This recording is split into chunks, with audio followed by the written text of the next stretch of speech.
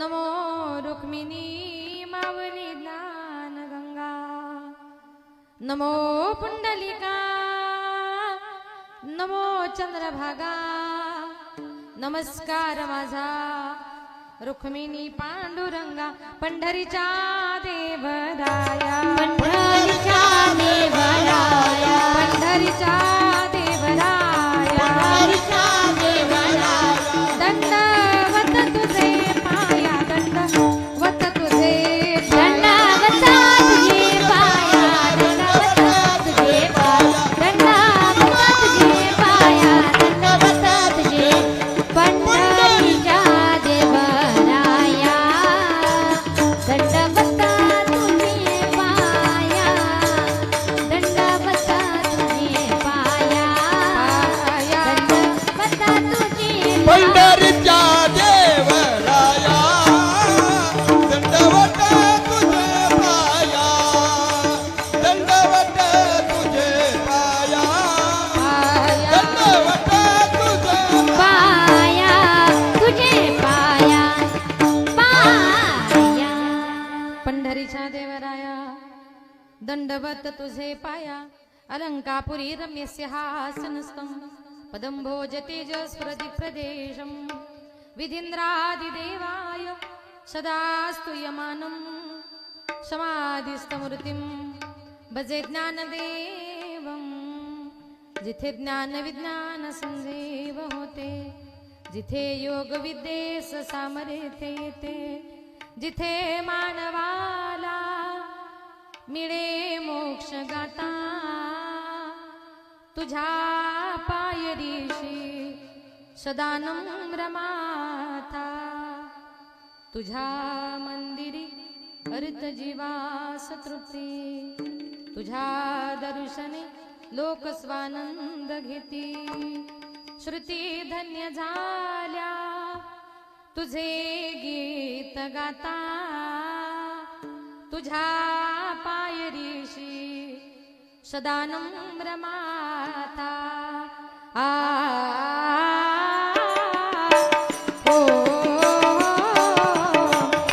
ओम नमो ज्ञानेश्वरा,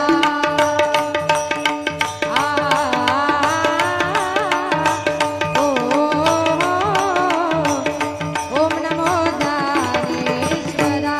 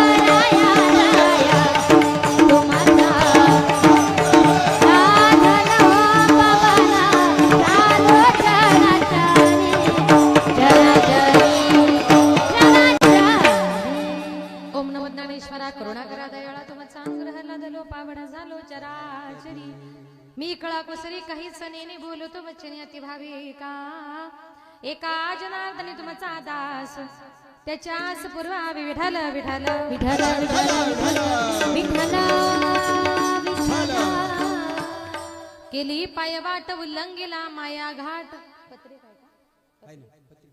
अभंगाला सुरुवात करण्यापूर्वी थोडासा परिहार द्यायचा तो असा. सालाबाद प्रमाणे याही वर्षी आपल्या गावामध्ये चालत असलेला हा अखंड हरिनाम सप्ताह, या सप्ताहातील कितवा दिवस आहे आजचा? गावात आहे शांता. म्हटलं तुमच्या आजही आपण पैठणला जर गेलो तर तिथे माझ्या नाथ बाबांची काय आहे, जलसमाधी आहे. ज्यांच्या षष्टी तिथीच्या निमित्ताने आपण हा नाम सप्ताह आयोजित करता, त्या नाथ बाबांचा अधिकार किती होता हो. कावडीने पाणी ज्या घरी चक्र पाणी वाहे,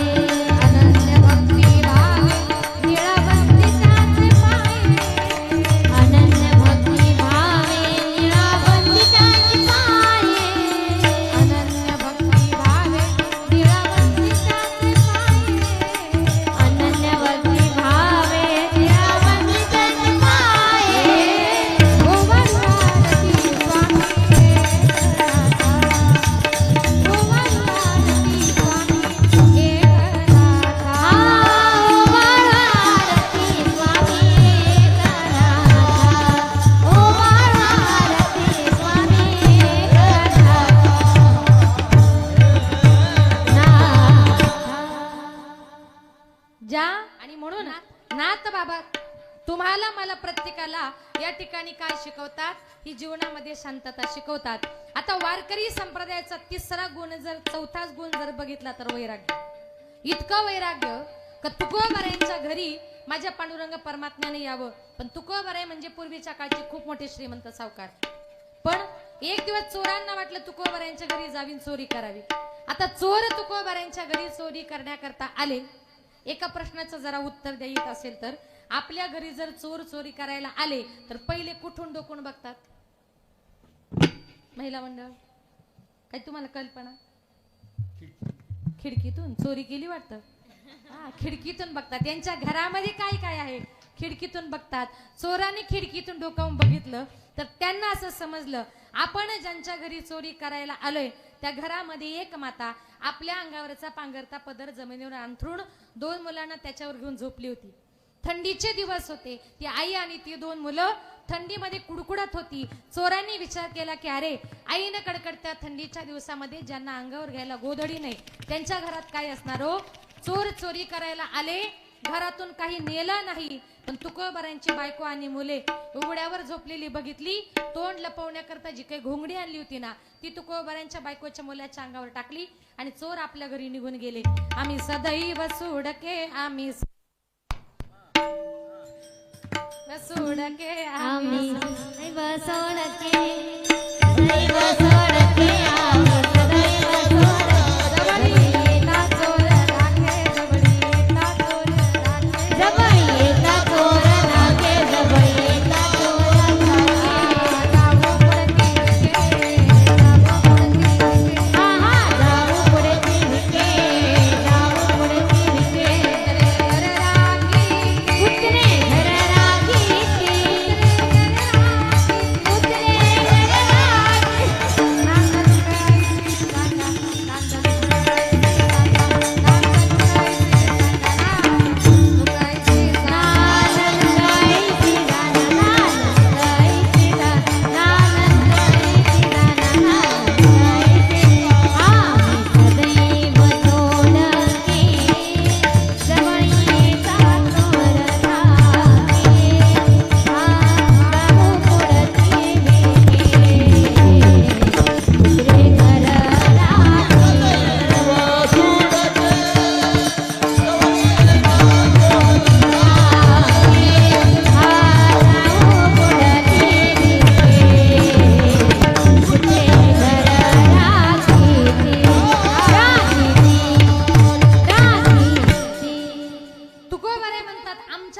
रक्षण चोरांनी करावं, कुत्र्यांनी करावं, हे माझ्या घरचं वैराग्य. आणि म्हणून संत महात्मे सांगतात, तुम्हाला जर चिंतन करायचंय माझं भगवान परमात्म्याचं करा. कारण का तुम्हाला जायचंय, जाऊ देवाची या गावा, देव देईल विसावा. जायचंय देवाच्या गावाला, जा देवा सांगो सुख दुःख. मनातलं सुख दुःख आपण भगवंताला सांगा. बघा, हा संसार असा आहे, संसारातली माणसं माणसाला जास्त दिवस ऍडजस्ट करत नाही. जोपर्यंत आपण घरामध्ये आहोत बघा, एखाद्या मुलीचं लग्न झाल्यानंतर ती आपल्या सासरी जाते, मग ती त्या घरची, त्या घरामध्ये एखादी भाऊजाई येते, मग ते घर तिचं होतं. मग ज्या वेळेला ती मुलगी त्या घरी तिच्या माहेरी येते ना, तेव्हा ती 2च दिवस राहते. तिसऱ्या दिवशी आपली भाऊजाई भांडी आपटायला लागली का घरामध्ये थांबायचं? ऐकलं ना महिला मंडळ? का? जरी आपल्या बापाचं घर असलं तरी संसारातली माणसं माणसाला जास्त दिवस सहन करत नाही. एक सुंदर उदाहरण सांगते बघा. एका गावात एका मुलाचं नवीन लग्न झालं. नवीन लग्न झाल्यानंतर योगायोगानं धोंड्याचा महिना आता पण आलाय ना.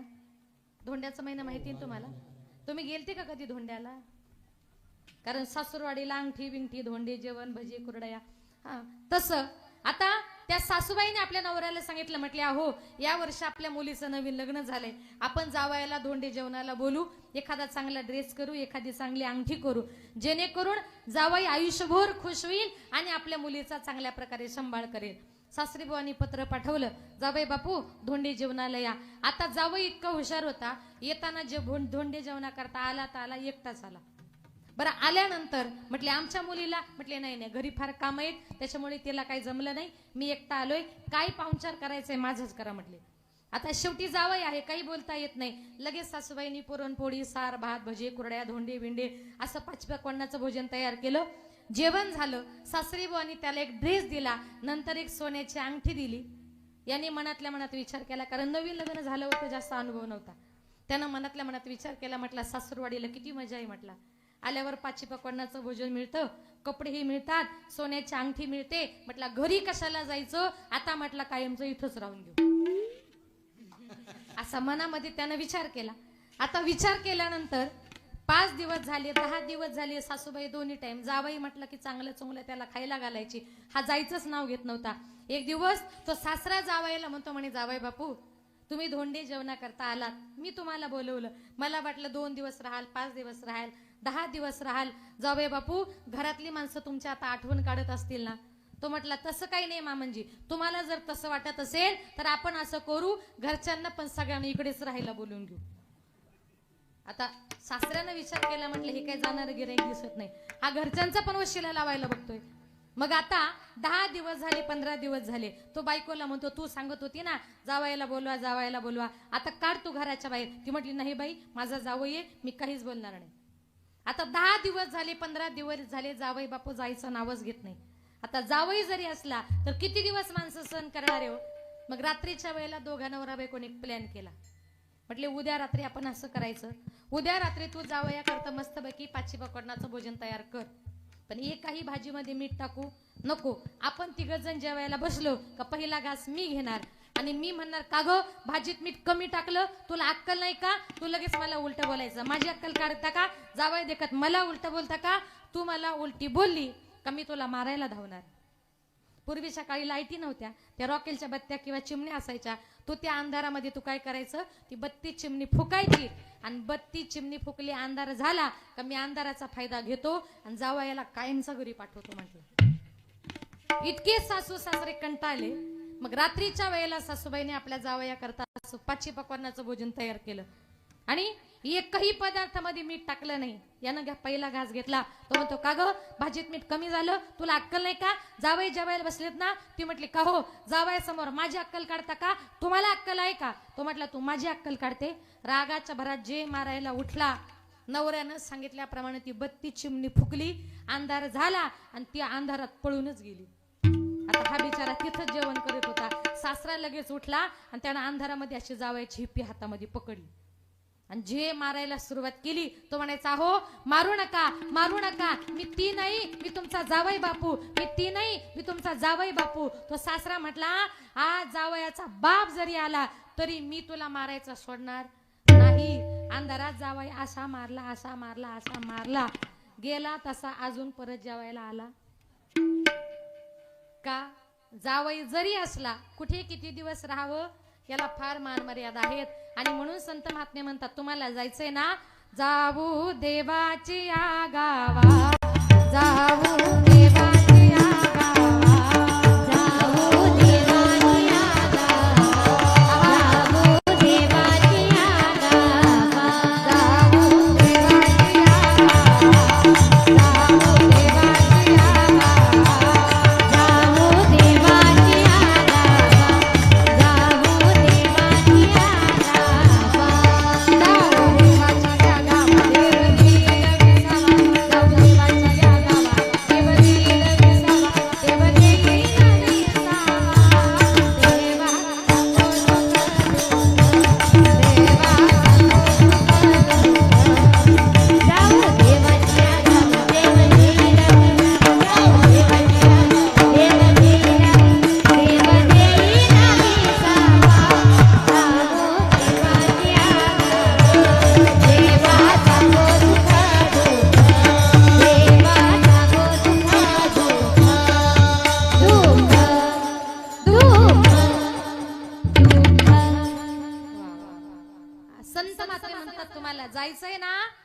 जाऊ देवाची या गावा, आळंदीला जा, पंढरपूरला जा, त्र्यंबकेश्वरला जा, त्या तीर्थामध्ये तुम्ही मंदिरात जाऊन महिनाभर जरी राहिलात तर पंढरपूरचे लोक तुम्हाला म्हणतील का तुमच्या घरी जा.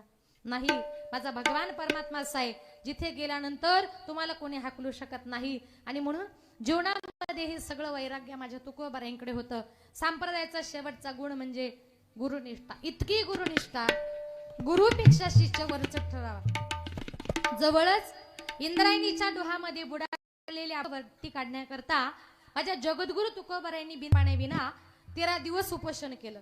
पण तुकोबाराय वैकुंठाला गेले ही बातमी निवळोबारायांना कळाली आणि निवळोबारायांनी ठरवलं जोपर्यंत माझी गुरु वैकुंठातून मला भेटायला येत नाही तोपर्यंत मी अन्न पाण्याला स्पर्श करणार नाही. त्यांनी अन्न पाणी घ्यायचं सोडून दिलं. 10 दिवस झाले, 20 दिवस झाले, 30 दिवस झाले, निवळोबाराय अन्न पाणी घेईना.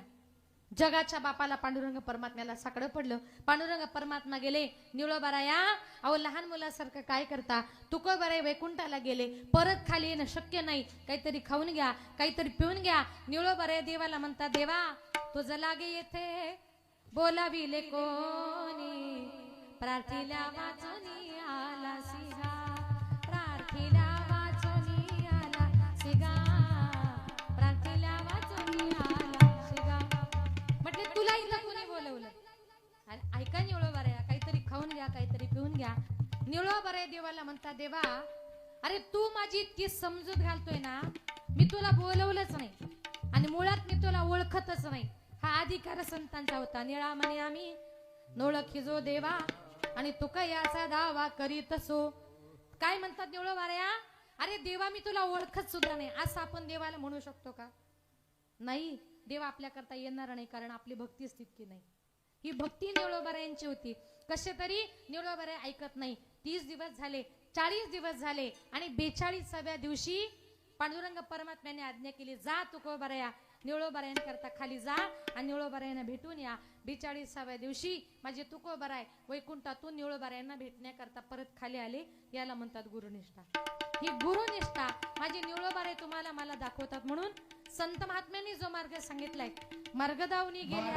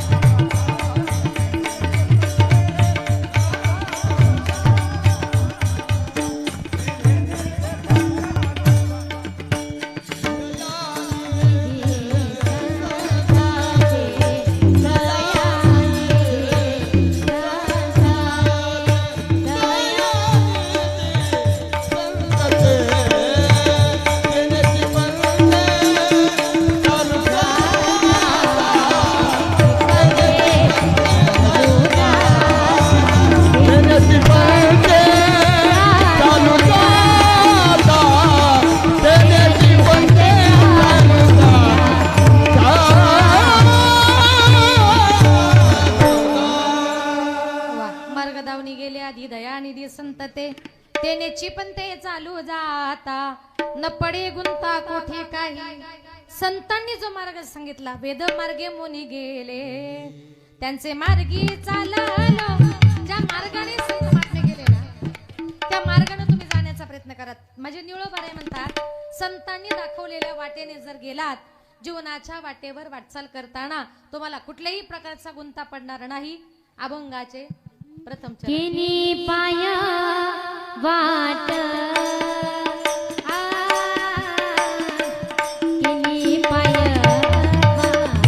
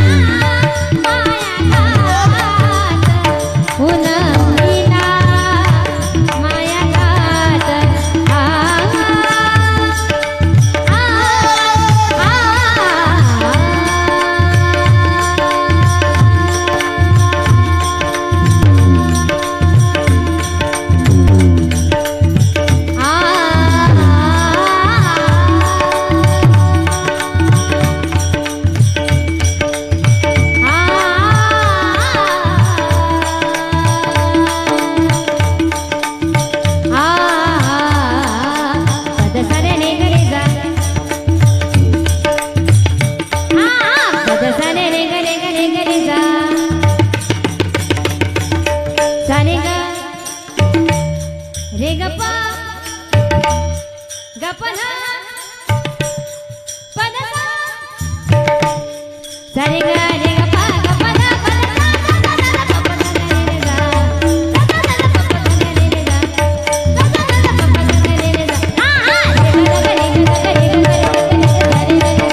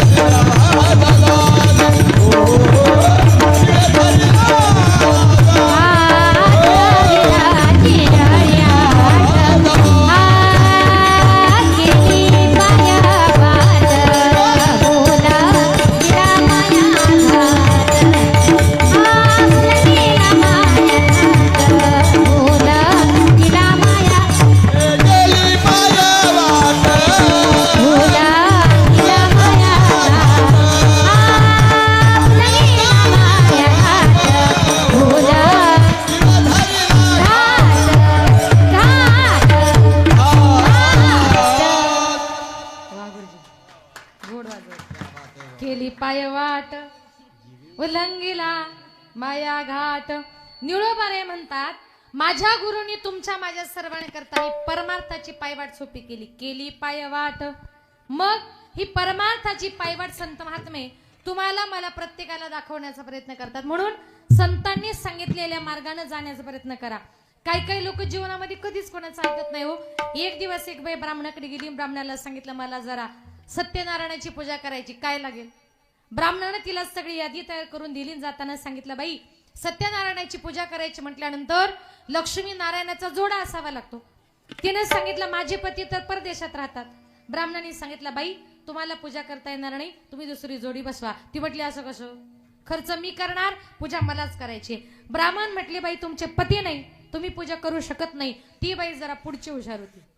पुढची हुशार कळतं ना, त्या पुढच्या हुशार बाई ती काय म्हणते माहितीये, माझ्यासारखी शहाणी आपल्या सगळ्या हिंगण गावात नाही. त्या कुणाचंच ऐकत नाही. ती ब्राह्मणाला म्हटली पुरुष लोक कसे, एखाद्या पूजेला जर बसले आणि तिथे जर त्यांची बायको हजर नसेल तर खिशामध्ये बायको म्हणून काय घेऊन बसता हो पुरुष मंडळी. कुणी सांगितलं, ब्राह्मणाने. बरं, मग ती म्हटली पुरुष लोक जर पूजेला बायको म्हणून सुपारी घेऊन बसतात तर आमच्या करता नवरा म्हणून काही ऑप्शन. ब्राह्मणाने सांगितलं बाई अजून तर शास्त्रात तसं काहीच नाही. ती म्हटली असं कसं, पुरुषांकरता सुपारी म्हणजे आमच्या करता काहीतरी असेलच ना, तुमचा अभ्यास कुठेतरी कमी पडतोय असं म्हटलं. त्या ब्राह्मणाला असा राग आला. रागाच्या भरात तो ब्राह्मण उठला. त्यानं शास्त्राचं पुस्तक घेतलं, 2-4 पानं पलटली आणि म्हटलं बाई सापडलं. ती म्हटली पटकन सांगा. ब्राह्मण म्हटलं बाई पुरुष लोक जर पूजेला बायको म्हणून सुपारी घेऊन बसतात ना तर तुम्ही नवरा म्हणून एखादा मोठा बटाटाच घेऊन बसता. असं काही करू नका. हे फक्त जे ऐकत नाही त्यांच्याकरता हा उपाय आहे. म्हणून जीवनामध्ये कधीतरी कुणाचं ऐकायचं. बघा एका गावात एक सुनबाई आपल्या सासूला सारखी घरात घ्यायची बाहेर काढायची, घरात घ्यायची बाहेर काढायची. सकाळपासून दुपारपर्यंत तिचा तेवढाच उपक्रम चालू. एक मातृभक्त गेला आणि म्हटला बाई अहो सकाळपासून मी तुमची गंमत बघतोय, तुम्ही तुमच्या सासूला घरात घेता बाहेर काढता, घरात घेता बाहेर काढता, अहो किती सासूला त्रास देता. ती म्हटली मी अजिबात सासूला त्रास वगैरे देत नाही. अहो मग सकाळपासून करता काय. ती म्हटली मी व्यायाम करते, व्यायाम. तो म्हटला असं सासूला आत बाहेर काढून नवीनच व्यायाम. ती म्हटली खरं सांगू का दादा, मी रामदेव बाबांची कट्टर बघते आणि मी सकाळी उठले का टीव्हीला पहिले रामदेव बाबांची योगासन लावते आणि त्याच्यात रामदेव बाबांनी असं सांगितले सासको अंदर लो सासको बाहेर छोडो, सासको अंदर लो सासको. आता रामदेव बाबा काय म्हणतात, सासूला आत घ्या बाहेर काढा. ते म्हणतात बाबांनो श्वास घ्या श्वास सोडा. म्हणजे तुम्ही त्याचा गैरअर्थ करत असाल तर त्याला बाबा तरी काय करतील. म्हणून जीवनामध्ये जर तुम्हाला काही कळत नसेल तर दुसऱ्याला विचारा. कारण का संत महात्मे या जगामध्ये तुम्हाला मला उपदेश करण्याकरता आलेत. आता तरी पुढे हाची उपदेश, आता तरी पुढे हाची उपदेश, आता तरी पुढे हाची उपदेश, आता तरी पुढे हाची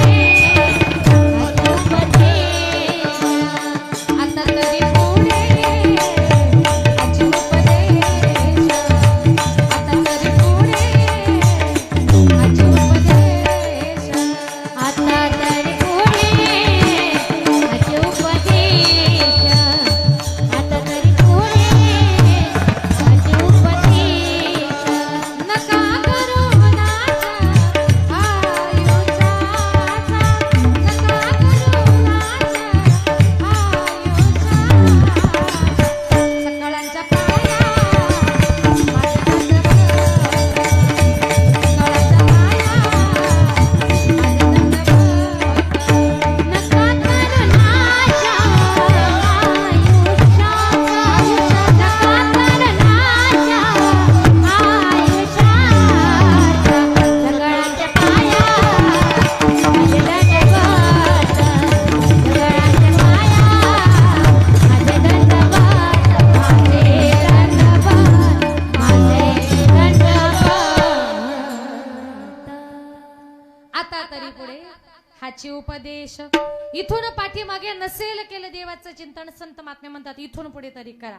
कारण त्या नामचिंतनाच्या जोरावर निळोबाराय म्हणतात माझ्या गुरुनी काय केलं माहितीये, उल्लंघिला माया घाट.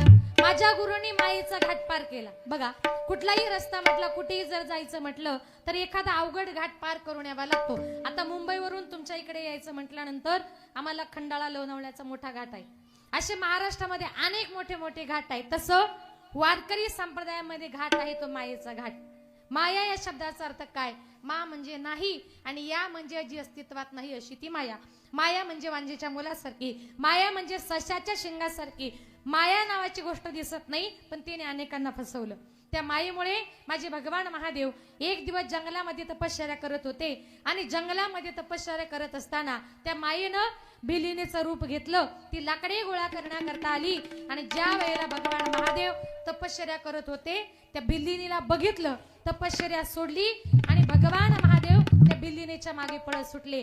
मायेनं पहिली धडक कुणाला मारली माहितीये, धडक मारिली मारिली मारिली शंकरा, धडक मारिली मारिली मारिली शंकरा, धडक मारिली मारिली मारिली शंकरा, धडक मारिली मारिली मारिली शंकरा. गेला ब्रह्मयाचा ब्रह्मयाचा ब्रह्मयाचा मातेरा, गेला ब्रह्मयाचा ब्रह्मयाचा ब्रह्मयाचा मातेरा. गेला ब्रह्मयाचा ब्रह्मयाचा ब्रह्मयाचा मातेरा, गेला ब्रह्मयाचा ब्रह्मयाचा ब्रह्मयाचा मातेरा.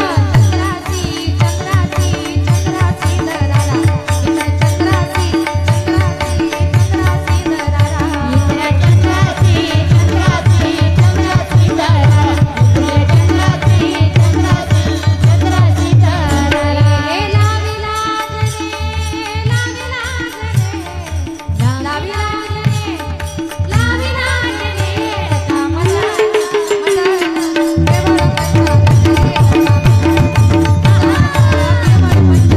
येडका मदाना मदाना केवळ पंचाना, येडका मदाना मदाना केवळ पंचाना. हो हो हो. मायेनं पहिली धडक मारली कुणाला, शंकराला धडक मारिली शंकरा. दुसरी केला ब्रह्मयाचा मातेरा. एवढे मोठे ब्रह्मदेव, वेदांची पुस्तकं ज्याच्या डोक्यामध्ये होती त्या ब्रह्मदेवानं काय केलं, आपल्या स्वतःच्या एका मानसकन्येच्या अभिलाषा धरली. माझे नाथ बाबा म्हणतात वेदार्थाचा गोवा कन्याभिलाष वेदे नाही ऐसे सांगितले. एका मुलीची अभिलाषा धरल्यामुळे ब्रह्मदेवाची तर मातीच करून टाकली. आपण एकमेकांना समोर वारकरी माणसं समोर जर भेटलो, कोण म्हणतं जय हरी, कोण म्हणतं रामकृष्ण हरी, कोण जय श्रीराम म्हणतं, पण कोणीतरी जय ब्रह्मदेव असं म्हणतं का? ब्रह्मदेवाचं लोक नाव घेत नाही. केला ब्रह्मयाचा, मायेनं ब्रह्मदेवाची परमातीच करून टाकले. तिसरं इंद्रचंद्रा सीधारारा. इंद्रानं काय केलं? आपले गुरु इंद्रानं गौतम ऋषींची पत्नी अहिल्याचा विनयभंग केला. गौतम ऋषींनी त्याला शाप दिला की तू माझ्या बायकोचं पतिव्रत्य भ्रष्ट केलं, सारे तुझ्या अंगावर हजारो बोके पडतील. गौतम ऋषींच्या शापानुसार इंद्रा पडेली बघ, चंद्र झाला काळा, नारद चुकला चाळा भजनाचा. त्या गौतम ऋषींच्या शापानुसार इंद्राच्या अंगावर हजारो बोके पडली, चंद्र काळा झाला. बघा आजही आपण चंद्रा इतका तेजस्वी सुंदर कोणी आहे का? इतका तेजस्वी सुंदर चंद्र पौर्णिमेच्या दिवशी इतका सुंदर दिसतो. पण बृहस्पतीने त्याने काय केलं? आपले गुरु बृहस्पती बायको त्यांची पत्नी तारा हिला पळवले आणि त्यावेळेला बृहस्पतीने शाप दिला की चंद्रा, या जगात तू इतका तेजस्वी आहे, पण माझ्या बायकोला पळवल्यामुळे तुझ्या चेहऱ्यावर कुठला तरी काळा डाग पडेल. आजही चंद्राच्या तोंडावर काय आहे? काळा डाग आहे. चंद्र झाला काळा, बृहस्पतींच्या शापाने चंद्र काळा झाला. नारद चुकला चाळा भजनाचा. रात्रंदिवस नारायण नारायण म्हणणारे नारद मुनी, त्यांना सुद्धा मायेने पछाडलं. एक दिवस भगवान श्रीकृष्णाच्या जवळ गेले. नारायण बोला नारदजी, काय काम काढलं? काय नाही देवा, थोडस प्रायव्हेट आहे, माणसात नको, जरा बाजूला चला. बाजूला गेले. बोला नारदजी, काय बोलायचंय? काय नाही देवा, किती युग झाली एकटाच फिरतोय, आता असं वाटतं थोडे दोनाचे चार हात झाले पाहिजे. लक्षात आलं का तुमच्या? दोनाचे चार हात झाले पाहिजे असं वाटतं. मग देव म्हटले नारदा, त्रिभुवनात फिरता एखादी कुठे बघून ठेवली का? नाही देवा. अहो लग्न करायचं मग एखादी बघायची ना. अरे बघायची काय गरज आहे? म्हटले का? तुझ्या आहे ना म्हटले 16,108. मग काय करू? त्याच्यातली एकच मला दे. काय? देवाच्या लक्षात आलं याला मायेनं पछाडलं. कुठली पाहिजे? मग ते म्हटले जी पाहिजे ती घेऊन टाक. मग देवानं सांगितलं जिच्या जवळ मी उभा नसेल ती बायको तुला बिंदास घे. नारदाला आनंद वाटला, मला देवाची बायको मिळणार. नारद मुनी, या मालातून त्या माला जे पळत सुटले ना, 16,108 बायकांजवळ भगवान श्रीकृष्ण परमात्मा उभे होते. पश्चाताप झाला, अपमान झाला, पळत गेले, गंगेमध्ये बुडी मारली तेव्हा नारद होते आणि पाण्यातून वर आले तेव्हा डायरेक्ट नारदीच झाले. स्त्रीचं रूप आलं आणि मग स्त्री, कारण देव म्हटले तुला बायको पाहिजे होती ना, माझी बायको पाहिजे होती ना, अरे आता तूच बाई हो. नारदाची नारदी केली. पुढे लग्न होऊन त्या नारदीला 60 मुले झाली. 7 नाही 60, 6 60 मुले झाली. पावडर टिकली, आंघोळ कपडे करता करता 60 मुलांचं बघता बघता नारदीला भजन करायला वेळ राहिला नाही, म्हणून नारद चुकला चाळा भजनाचा. आता ऐका, मायेमध्ये महादेव फसले, ब्रह्मदेव फसले, इंद्र फसला, चंद्र फसला, नारद मुनी फसले, सगळेच फसले. पण निळोबाराय म्हणतात माझ्या गुरूंनी मात्र काय केलं माहितीये? उल्लंघिला. माझ्या तुकोबरायांनी त्या मायेचा घाट पार केला. अहो तुकोबरायानं सुद्धा त्या मायेनं फसवण्याचा प्रयत्न केला. एक दिवस जिजामाता घरात नव्हती आणि ती गावातल्या लोकांनी एक वेश्या तुकोबरायांच्या घरामध्ये सोडली. तुकोबरायांच्या जवळ गेली, नाना तऱ्हेचे चाळी करू लागली. तुकोबराय देवपूजा करत होते आणि ती वेश्या तुकोबरायांच्या जवळ येताच तुकोबराने तिला हात जोडले, तिच्या पाया पडले, सांगितलं जाई हो तू माते नकरी सायास, आम्ही विष्णुदास तैसे नोहे, आम्ही विष्णुदास तैसे नोहे, आम्ही विष्णुदास तैसे नोहे. काय सांगितलं? जाई हो तू माते, अगं माते तू विनाकारण कष्ट करू नको, तू कितीही जरी काही केलं पण आम्ही त्या मायेच्या पसाऱ्यामध्ये फसणार नाही. तुकोबरायांना सुद्धा त्या मायेनं फसवण्याचा प्रयत्न केला, पण निळोबराय म्हणतात माझे गुरु त्या मायेमध्ये फसले नाही, तर उलट माझ्या गुरुनी काय केलं? उल्लंघिला माया घाट. माझ्या गुरुनी तो मायेचा घाट पार केला. साधकांनी निळोबरायांना प्रश्न केला, निळोबराया तुमच्या गुरुनी हा मायेचा घाट पार करण्याकरता नेमकं केलं तरी काय हो? तर निळोबराय म्हणतात माझ्या गुरूंनी रात्रंदिवस हरी आठवला, नुसता आठवला नाही तर त्याला हृदयात नेऊन साठवला. अभंगाचे दुसरे चरण. जिवे हरी आठविला, जिवे हरी आठविला, जिवे हरी आठविला,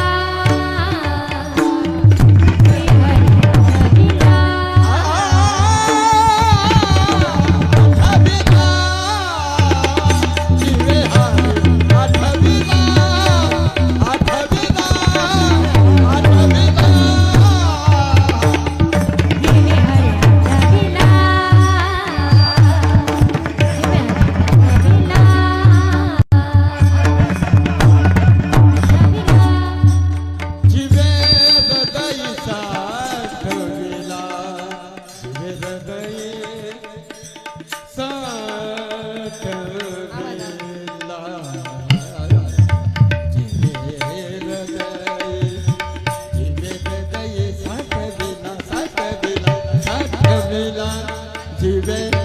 हृदय साठविला साठविला साठविला जीवे हृदय धरिला जीवे हृदय धरिला जीवे हारी आठविला जीवे हारी आठविला आठविला आठविला आठविला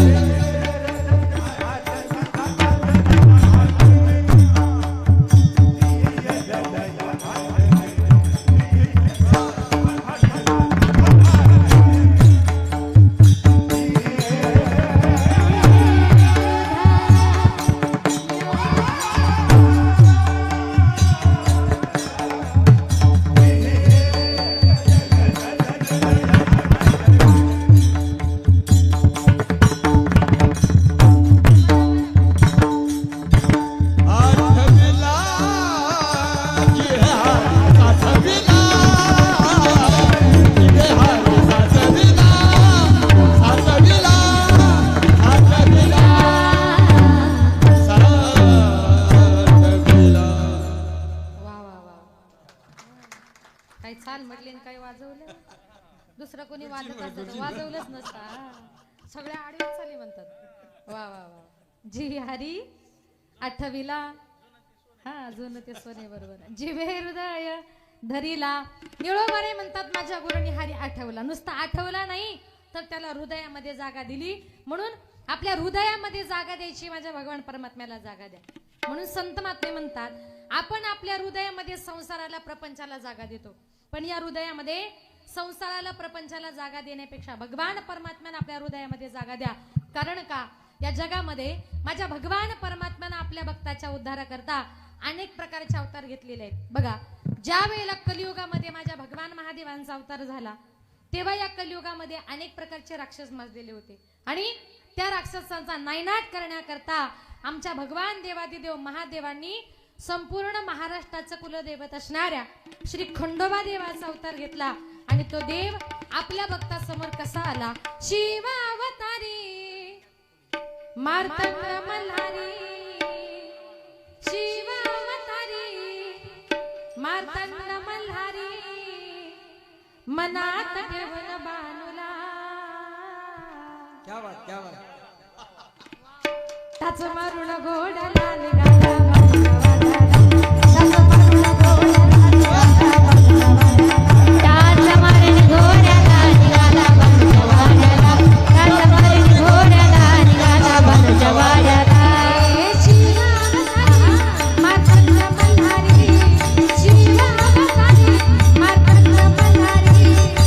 मनात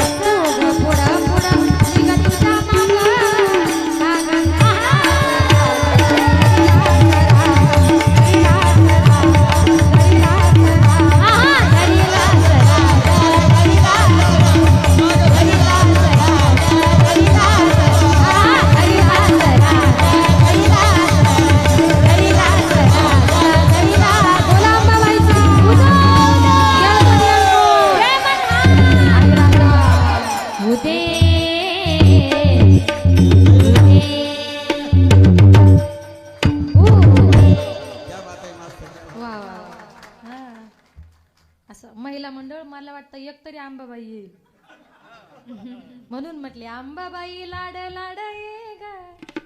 नाही आली तेच बरं झालं. नाही ते एका गावात असंच कीर्तनाला गेले लोक म्हटले अजून म्हणा आणि तिकडून अशी जगदंबा धावत आली. म्हटलं मावशी थांबा म्हटली का ती स्टेजवरच पळत आली तिने माझा माईकच घेतला.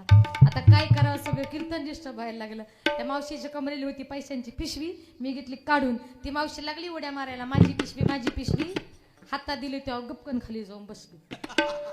अंगातलंच गेलं. भगवान परमात्मा आपल्या भक्ताच्या उद्धाराकरता या जगामध्ये अनेक प्रकारचे अवतार घ्यायला तयार आहे. आणि म्हणून संत महात्मे म्हणतात या हृदयामध्ये जागा द्यायची. माझ्या भगवान परमात्म्याला जागा द्या. हृदयामध्ये मरेपर्यंत तुमच्या हृदयामध्ये संसार प्रपंच अशा गोष्टी जर असतील तर त्याच्यामुळे काय होते. एक सुंदर उदाहरण सांगते बघा.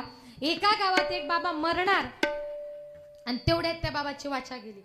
आता वाचा गेल्यानंतर ते बाबा हाताच्या संकेतानं फक्त असे करायचे. इकडे लक्ष द्या. असे करायचे. म्हटले बाबाला झाले तरी काय. सगळा गाव तिथं गोळा झाला. बाबा सांगतायत तरी काय. एका माणसानं सांगितलं कदाचित मला असं वाटतंय तुमचे बाबा असं सांगतायत आपल्या घरातला धन पैसा संपत्ती ना सगळी पाठीमागच्या भिंतीत ठेवली. आता पैसा कुणाला नकोय. मागच्या भिंतीमध्ये पैसा ठेवला म्हटल्याबरोबर घरातल्या लोकांनी अर्जंट जेसीबी बोलवला. घराची सगळी भिंत पाडली. 1 रुपया सापडला नाही. बाबा हाताच्या संकेतानं असे करायचे. म्हटले दुसऱ्या भिंतीत असेल, तिसऱ्या भिंतीत असेल. असं करता करता घराच्या 2-3 भिंती पाडल्या पण काही भिंतीमध्ये 1 रुपया सापडला नाही. बाबांनी मनातल्या मनात विचार केला की अरे माझी वाचा गेली. मला बोलता येत नाही. मी आज मरेल की उद्या मरेल याची गॅरंटी नाही. आणि माझ्या मुलांनी मी बांधलेल्या घराला जेसीबी लावलाय. नक्की यांचं चाललंय तरी काय. अक्षरशः बाबा तोंड जोडायचे आणि हाताच्या संकेतानं असे करायचे आणि असेच करायचे. म्हटले आपले बाबा इतकं तोंड जोडून सांगताय म्हणजे नक्कीच आपल्या बाबांनी कुठंतरी लाखो रुपये खजिना दाबून ठेवलाय. बाबा सांगण्याचा प्रयत्न करतायत पण बाबाला काही बोलता येत नाही. काही करून म्हटले बाबा मरायच्या अगोदर बाबाचे लाखो रुपये खजिना आपल्याला मिळायला पाहिजे. काय करावं म्हटले. एका माणसाने सांगितलं तुम्हाला तुमच्या बाबांना जर बोलायला लावायचं असेल तर आयुर्वेदामध्ये एक अशी वनस्पती आहे ती वनस्पती खाल्ल्यानंतर माणसाला काही क्षण बोलण्याची परवानगी असते. तिचं नाव आहे संजीवनी वनस्पती. पण तिची किंमत आहे 50,000 रुपये. मुलं म्हटले 50,000 रुपये जाऊ द्या पण बाबाचे लाखो रुपये खजिना कुणाला नकोय म्हटले. त्या लाखो रुपयाच्या खजिन्याच्या आशे करता नातेवाईकांकडून 50,000 रुपये घेतले. ती 50,000ची संजीवनी वनस्पती आणली बाबाला खायला दिली. बाबाने ती वनस्पती खाल्ली. चमत्कार झाला. बाबा बोलायला लागले. मुलं जवळ आले. म्हटले बाबा अहो सकाळपासून तुमच्या हाताच्या संकेतावरून आपल्या घराचं पटांगण केलं. तुमच्या सांगण्यावरून 50,000ची संजीवनी वनस्पती आणली. बाबा फक्त 1 मिनिटाची वेळ आहे. 1 मिनिटामध्ये पटकन काहीतरी बोला. नक्की तुम्हाला काय सांगायचंय आणि धन संपत्ती पैसा नेमका कुठे ठेवलाय. बाबा म्हटले मुलांनो अरे सकाळपासून माझी जीव जायची पाळी आली. मी तुम्हाला सकाळपासून जीवाच्या आकांताने एकच सांगतोय आपली ती पीठ चाळायची चाळण आहे ना ती काल शेजारच्या बाईने नेली. आता मला सांगा 20 रुपयाच्या चाळणी करता बाबा कितीला पडले. 50,000 गेले. घरही पाडलं. याला कारण का आयुष्यभर या हृदयामध्ये साठवलेला दुःखरूपी संसार आणि प्रपंच. तुकोबराय म्हणतात त्या संसाराला त्या प्रपंचाला तुम्ही कितीही जरी हृदयामध्ये स्थान दिलं हा संसार कसा आहे. ये रहती माई के दुःखाची जनिती. ये रहती माई के दुःखाची जनिती. ये रहती माई के दुःखाची जनती. ये रहती माई के दुःखाची जनती. ये रहती माई के दुःखाची जनिती. ये रहती माई के दुःखाची जनिती.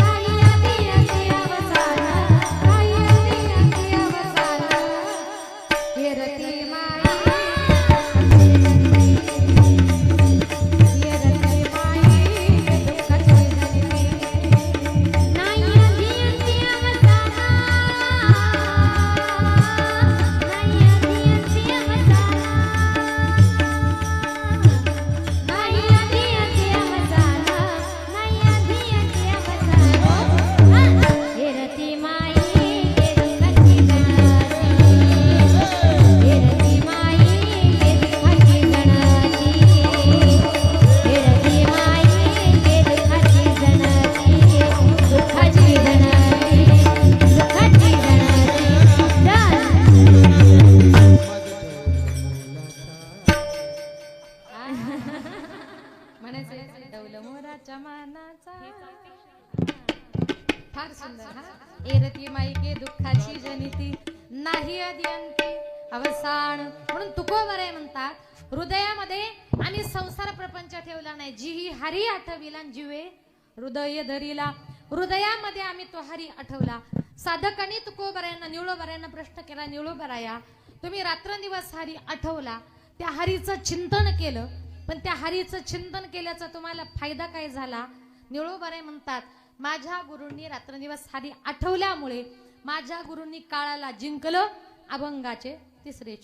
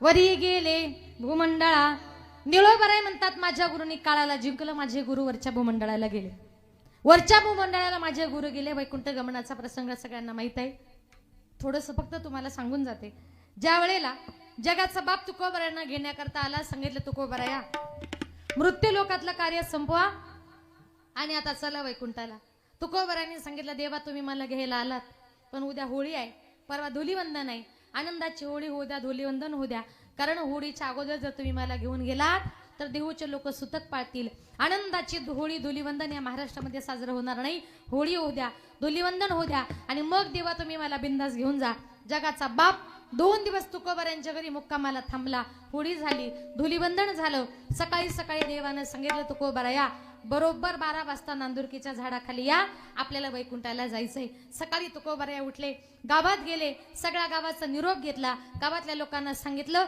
आता नाही येणे जाणे सहज खुंटले बोलणे आता येणं नाही जाणं नाही बोलणं तर दूरच राहिलं आता मी कायमचा वैकुंठाला निघून चाललोय मी परत कधीच आता या देहूमध्ये येणार नाही म्हणून गावातल्या सगळ्या लोकांनी माझी बोलवण करण्याकरता चला आणि मी गेलो की आपल्या घरी निघून या सकळ ही माझी बोलवण करा परतोनी घरा यावे तुम्ही परतोनी घरा यावे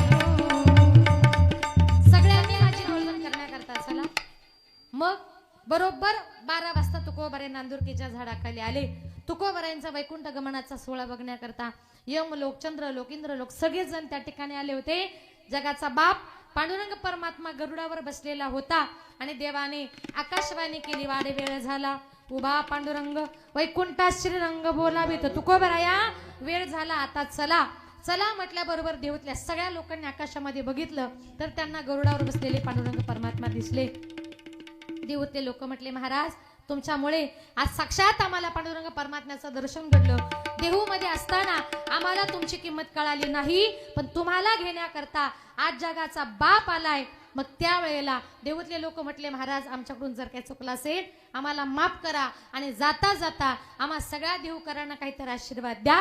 तुकोबारायांनी आशीर्वाद दिला. कर्मधर्म तुम्हा सावे कल्याण, कर्मधर्म तुम्हा सावे कल्याण, द्या माझे वचन, द्या माझे वचन, आशीर्वाद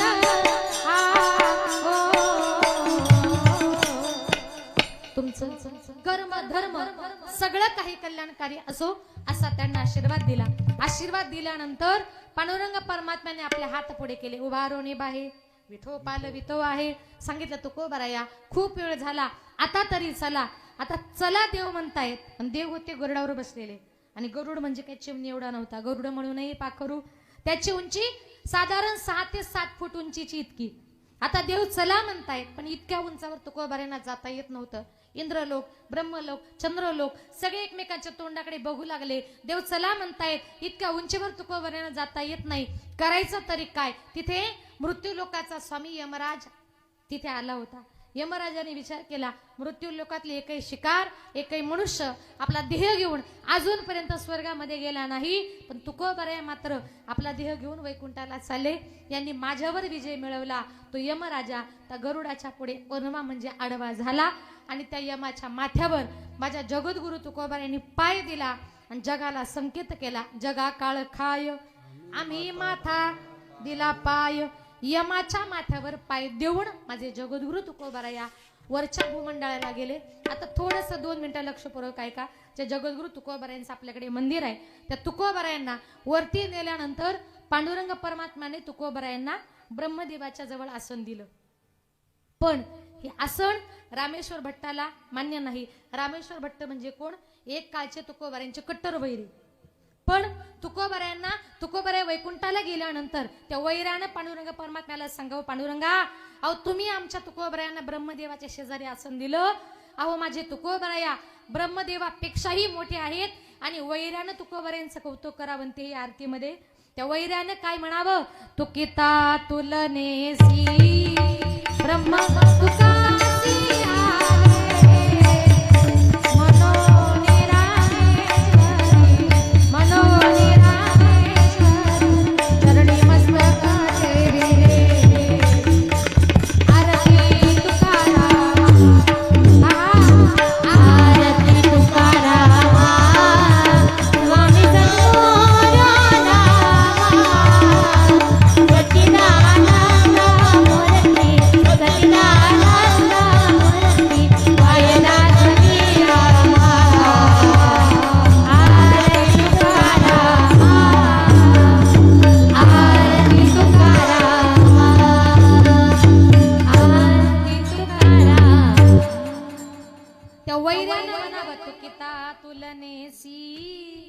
ब्रह्म तुकासी आले. माझे तुकोबाराय हे ब्रह्मदेवापेक्षाही मोठे आहेत म्हटले. मग तिथून तुकोबारायांना हलवलं आणि ब्रह्मदेवापेक्षाही वरच्या लोकांमध्ये माझ्या तुकोबारायांना पांडुरंग परमात्म्याने जागा दिली आणि ब्रह्मदेवापेक्षाही वरच्या लोकांमध्ये माझ्या तुकोबाराने त्या देवाच्या नावाचा झेंडा लावला. निळा म्हणे ब्रह्मीशान वरी लाविले निशान विठोबा रखुमाई. विठोबा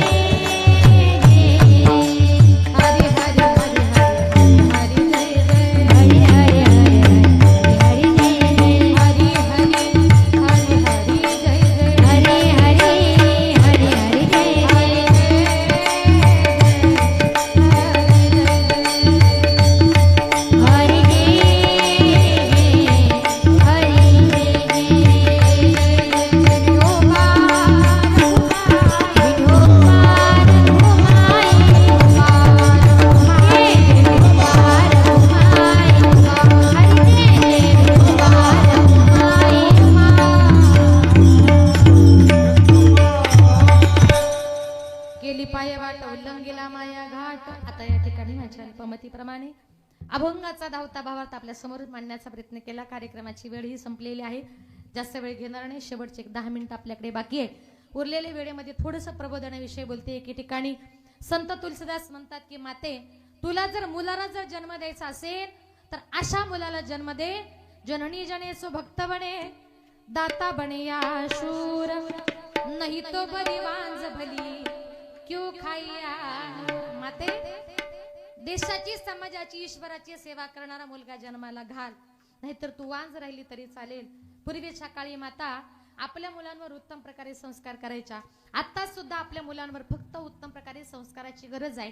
संस्कार म्हणजे काय? ज्या वेळेला स्त्री गरोदर असते, गरोदरपणी प्रत्येक महिन्यात त्या स्त्रीनं आपल्या गर्भावर संस्कार करताना काय म्हटलं पाहिजे माहितीये?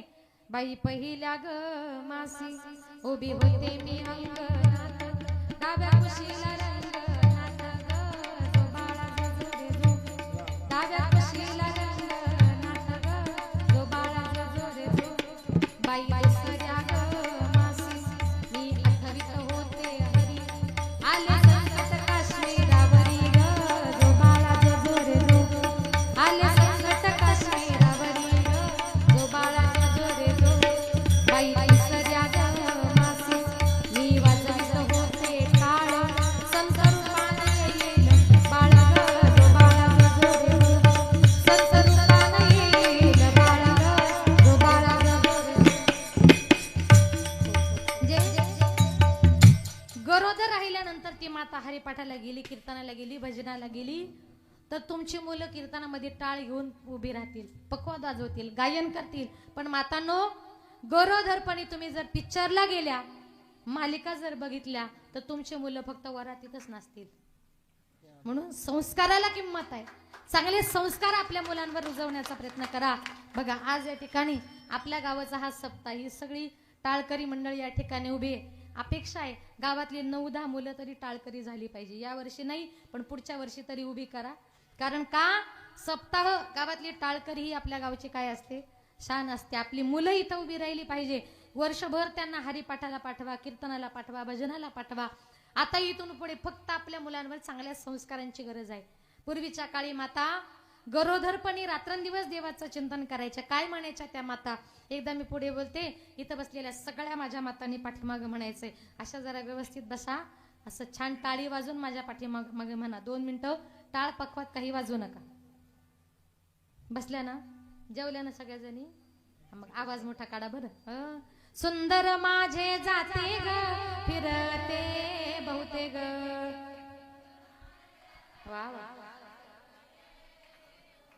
ओव्या गाऊ कौतुके तू ये रे बा विठ्ठला. टाळी, एक टाळी. सासू आणि सासरा धीर तो तिसरा,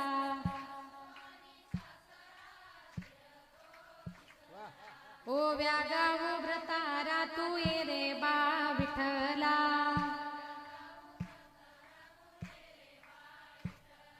प्रपंच दळण दळीले पिठम्या भरिले,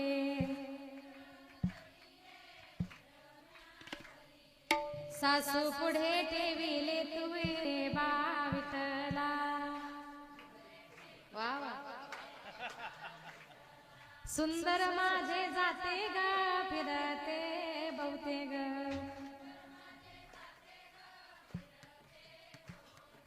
ओव्या गाऊ कौतुके तू ये रे बा विठ्ठला.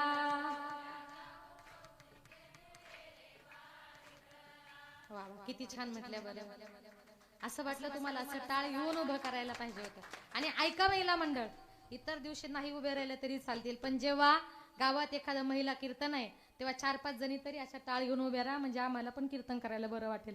आमच्या पक्षाच्या पण कोणीतरी आहेत, हा लक्षात ठेवा. इथून पुढे 4-5 जणी तुम्हाला टाळ वाजवता येतो, छान म्हणता येतं, नुसत्या मागं उभं राहिला तरी बस.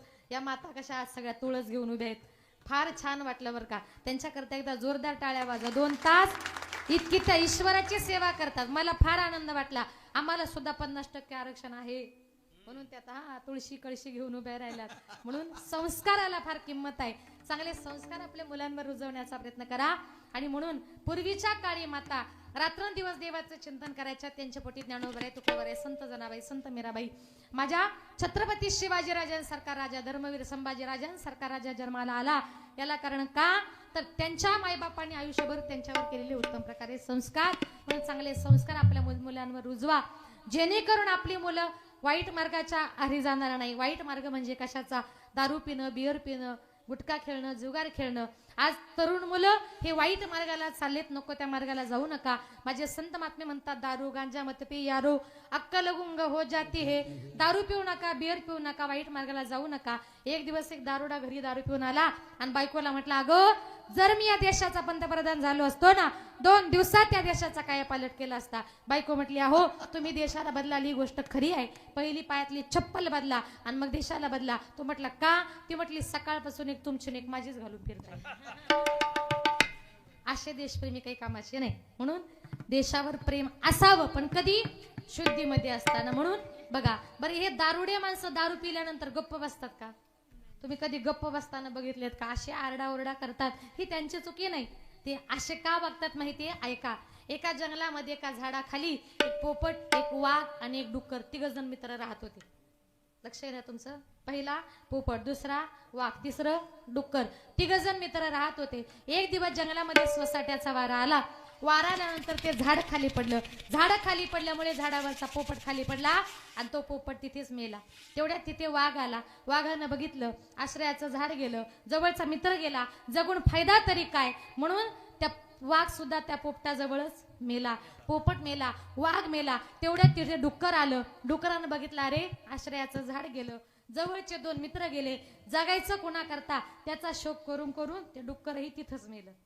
आता पोपट मेला, वाघ मेला, डुक्कर मेलं.